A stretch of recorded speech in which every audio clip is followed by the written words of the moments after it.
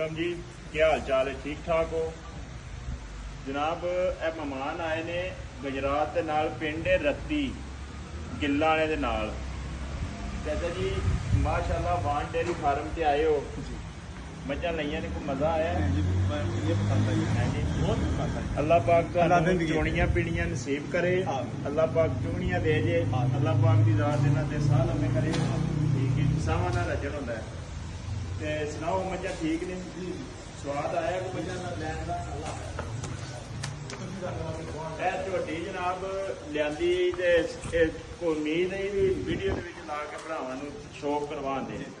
ਇਹ ਸਾਡੀ ਨੀਅਤ ਵੀ, ਕੋਸ਼ਿਸ਼ ਵੀ ਸਾਡੀ ਇਹੀ ਹੈ। ਲੇਕਿਨ ਇਹ ਚਾਚੇ ਦਾ ਨੇ ਖਰੀਦ ਲਈ, ਅੱਲਾਹ ਪਾਕ ਇਹਨਾਂ ਦੇ ਨਸੀਬ ਕਰੇ। ਦੂਸਰੀ ਹੈ ਮੱਝ, ਇਹ ਮੱਝ ਜਗ੍ਹਾ ਟੋਰੋ ਹਾਂ ਜੀ। ਅੱਲਾਹ ਪਾਕ ਦੀ ਜ਼ਾਤ ਇਹਨੂੰ ਸਾਹ ਦੇ। ਤੇ ਬਾਕੀ ਜਨਾਬ ਇਨਸ਼ਾਅੱਲਾ ਲੈਣੇ ਦੇਣੇ ਨਸੀਬ ਹੁੰਦੇ ਨੇ।